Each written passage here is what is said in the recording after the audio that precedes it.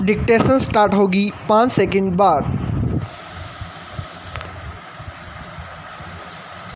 Yes, Madhya Pradesh के अनूपपुर जिले में सूदखोरों की चपेट में आए 500 परिवारों को बचाने का दावा प्रशासन ने किया है। प्रशासन ने कुछ सूदखोरों के घर पर छापे मारकर उनके यहां से सूदखोरी से जुड़े दस्तावेज भी बरामद किए हैं। बताया जा रहा है कि सूदखोर जरूरतमंद ग्रामीणों से 10 से लेकर 50% तक का ब्याज वसूलते थे। यह स्थिति चिंताजनक है। यह सिर्फ मध्य प्रदेश की ही हकीकत नहीं है, बल्कि ज़्यादातर राज्यों में हर शहर गांव के भीतर ऐसे ही सूदखोर बैठे हुए हैं। राजस्थान की राजधानी जयपुर में भी ऐसे मामले अक्सर सामने आते रहते हैं। इन सूदखोरों के कारण कई लोग आत्महत्या तक कर चुके हैं। इससे इन सूदखोरों की दहशत का आसानी से अनुमान लगाया जा सकता है। ये भोले भाले लोगों को अपने जाल में फंसाकर नोच रहे हैं। कितना भी पैसा लौटा दो, लेकिन इनका कर्ज चुकता ही नहीं है, क्योंकि ज़रूरत के वक्त वे मनमानी शर्तें थोप देते हैं। व्यक्ति इनके चंगुल में फंसकर जीवन की एक बड़ी पूंजी इनको सौंप देता है।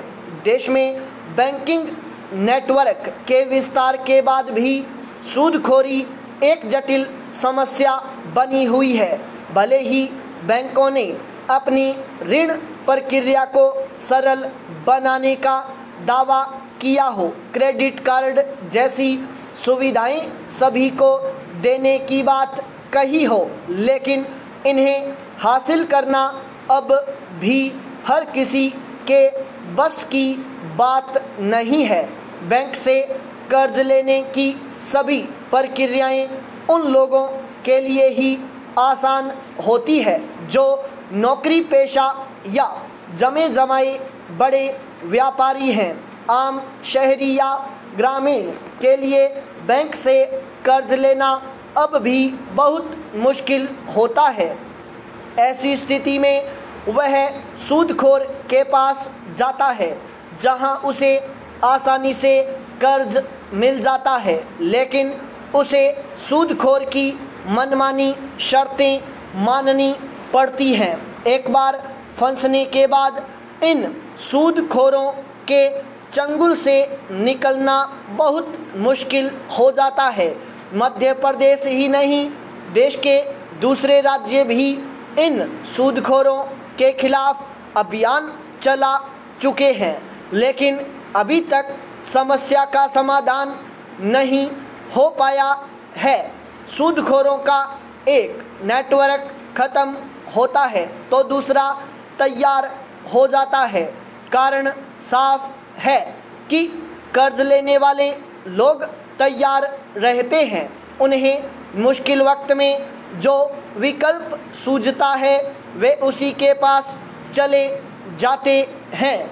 ऐसे में ज़रूरी है कि सरकारें इन सूदखोरों पर शिकंजा कसें। इसके साथ ही ऐसे इंतज़ाम भी करें कि मुश्किल वक्त में हर ज़रूरतमंद को आसानी से बैंकों से ऋण मिल जाए। इसके लिए बैंकों को थोड़ी उदारता दिखानी चाहिए और नियमों को सरल बनाकर हर ज़रूरतमंद को ऋण उपलब्ध कराने की राह खोलनी चाहिए। पाई पैरा चेंज। जाति आधारित जनगणना की मांग उठने के साथ यह संभावना प्रबल होती जा रही है कि अगर जातियां गिनी गईं तो पार्टियों को खेलने के लिए नए खिलौने मिल जाएंगे। हालांकि कई बार खिलौने से खेलने वाला यह नहीं समझ पाता कि वह खिलौने से खेल रहा है या खिलौना उससे। इसी के साथ कब किसी बच्चे का खिलौना पड़ोस का बच्चा लेकर चला जाता है, पता नहीं चलता। जाति का खिलौना ऐसा है जिसके साथ विचारधारा भी जुड़ी है और व्यावहारिक अनिवार्यता भी।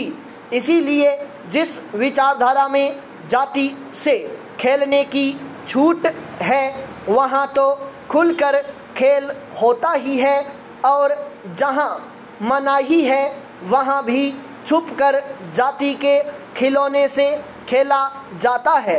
जाति जनगणना की मांग शुरू होते ही यह भय भी व्याप्त हो गया है कि इसके बाद भारतीय समाज में आरक्षण के लिए तीव्र संघर्ष शुरू होगा और हर जाति अपनी संख्या के लिहाज से हिस्सेदारी की मांग करेगी। समझा जा रहा है कि जिस तरह 1990 में मंडल आयोग की रिपोर्ट ने कुछ वर्षों तक भाजपा को रोकने का काम किया था, उसी तरह इस बार इस काम से भाजपा को सत्ता से हटाया भी जा सकता है या फिर अपना आधार खो रही पार्टियों को नया जीवन मिल सकता है। यही कारण है कि जब नीतीश कुमार इस मांग को लेकर प्रधानमंत्री से मिले तो उनके साथ न सिर्फ राजद के नेता तेजस्वी यादव थे, बल्कि वर्ग में यकीन करने वाली पार्टियां माकपा,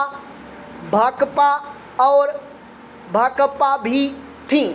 जाति के खिलौने से सिर्फ जनता दल और लोकदल परिवार की पार्टियां ही नहीं खेलती, उससे कांग्रेस और भाजपा भी खेलती रही हैं। इसीलिए इस बार विपक्ष में बैठी कांग्रेस पार्टी ने भी जाति जनगणना का समर्थन किया है।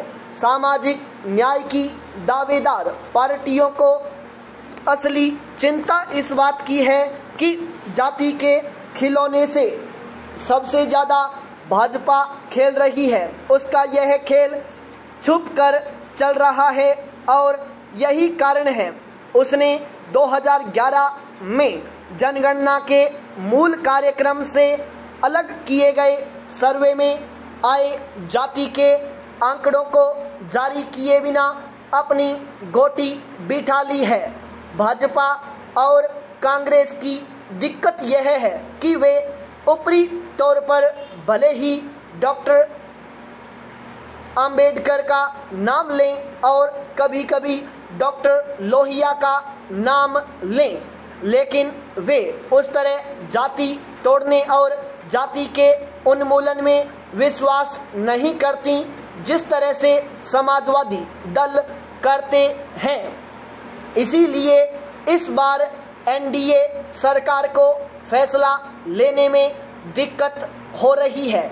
एक और हिंदू एकता की संघ की विचारधारा उन्हें इस काम से रोकती है, तो दूसरी ओर ओबीसी समुदाय में अपना आधार बना चुकी भाजपा उनकी मांग को लंबे समय तक टाल नहीं सकती। भारत में जातियों की विधिवत हुई 1931 की आखिरी जनगणना के सेंसर कमिश्नर जॉन हेनरी हटन ने अपनी चर्चित पुस्तक कास्ट इन इंडिया में यह साफ कहा है कि यह दुनिया की सबसे जटिल प्रणाली है जिसे समझ पाना आसान नहीं है।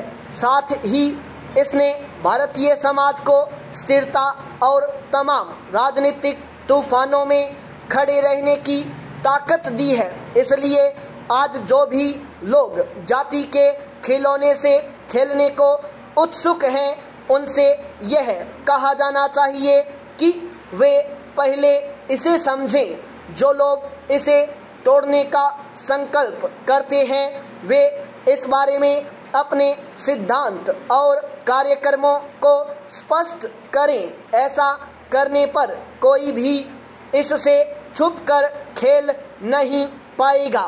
फिर वे इससे इस तरह न खेलें कि वह उन्हीं के साथ खेलने लगे और देश और समाज को नया रूप देने की बजाय उसकी तस्वीर को बिगाड़ कर रख दे।